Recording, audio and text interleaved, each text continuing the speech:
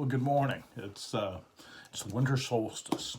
I'm always excited about these days that remind us that we are in. Sorry, that was loud, wasn't it?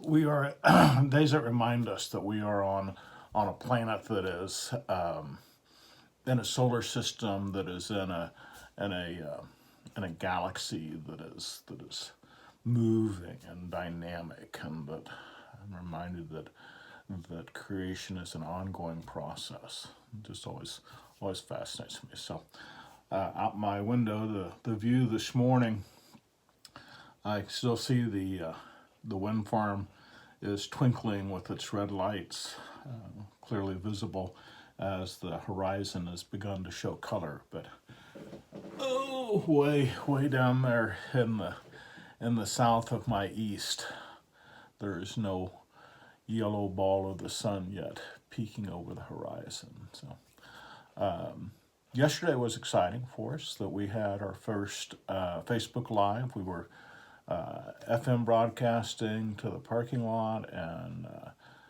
Facebook Live. And then of course we had a baptism yesterday afternoon. Hadley was baptized. That was very fun and exciting. Nice family.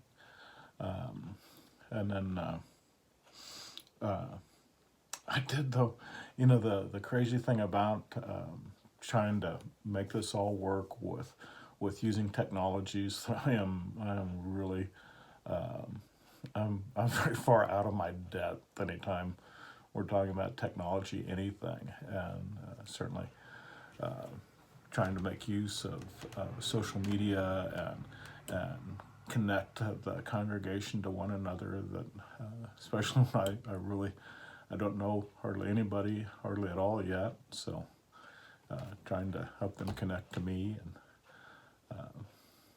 it's a real one-way street when I'm sitting here in the study and I'm looking at this little tiny camera and wondering, if anybody's on the other side. Hoping there is, knowing that I have to say what I have to say, and there's a voice crying out in the wilderness. I don't know if anybody's there or not. The sad thing, though, with all this, and this is why I wanted to talk to you this morning so early, the sad thing with this is that my sermons have really suffered through this through this time of trying to do so many other things all at the same time that sermons are taking a hit. I'm not really getting on to what I want to do. And yesterday was certainly no exception, and that we had this wonderful opportunity. That was the gospel story was Mary's visit from the archangel, and I mean, it's a lovely story and it's classic and it's Christmas time.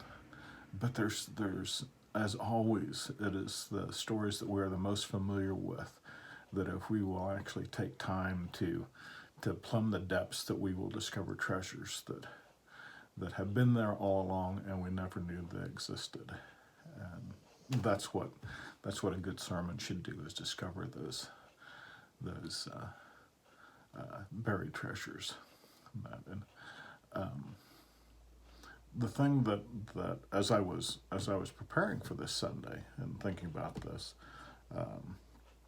that I realized of part of why I feel so blessed to be at this call and to serve this congregation, is that in this part of the state, this part of the country, that people are not so far removed from the land. Lots of people in this area, of course, make their identity and their living and everything else through being stewards of the land that they know.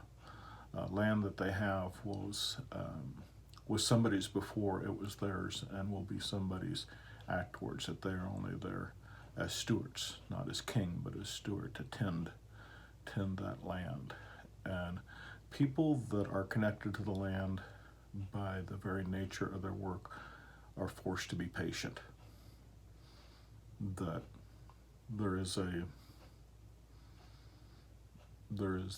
science. I mean, there's wonderful science that you need so many really well educated animal husbandists or tillers that understand that seek deeper knowledge and deeper knowledge. But there's still that part where no matter how sophisticated your excuse me, your feeding program or your fertilizing program or your breeding program, that there's stuff that you do and then you wait. That certain things just take time. And this, I think about this teenage girl, this Mary, this young woman, and we say teenage. I mean, keep in mind that life in the first century was a different place than it is now. That people didn't get these prolonged and protected childhoods. That you were born, and by the time you were weaned, there was an expectation that you would participate in the family, that you would help pull the load.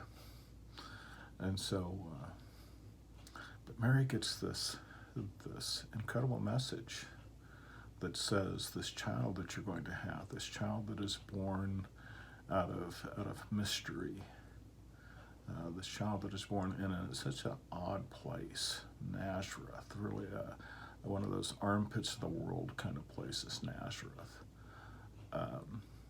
that is going to make such a huge difference, that is going to be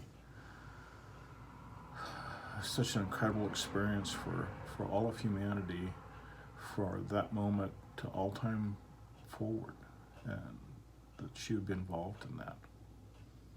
What an incredible thing to hear. But then, we have the Christmas story. Jesus is born. They go to Bethlehem. He's born. That later, much later, we get the visit from the Magi, from the kings of the East. These important persons that read the night sky and knew that a thing had happened. And then we don't hear anything until Jesus is really at that age for bar mitzvah to come of age, and we get the Jesus at the temple and teaching and being with the temple leaders with his incredible insight. But what happened in between? What happened in between when Mary is nursing Jesus? Is she reflecting on that he's going to do all these things, or is she thinking that is he colicky? Does he have difficulty latching on? Is he a good eater? Was he a strong-willed child? Was Jesus born with the knowledge that he was the Christ? We don't know any of that stuff. That Mary and Joseph, Joseph we hear almost nothing about. Joseph is a carpenter, and that Jesus learns his trade as boys learn their father's trade. But was he a good apprentice, or was he hard to work with? We don't know any of that stuff. All we know is that they, like every other parent, has to do their best and then wait to see who their child will become. And when we talk to people of the land and we talk about waiting, they get it. And so in these moments that we have left before Christmas Eve service and Christmas morning and the celebration that Jesus was born, that we remember again, that we receive this incredible gift, that we remember that there was a mom and a dad that waited.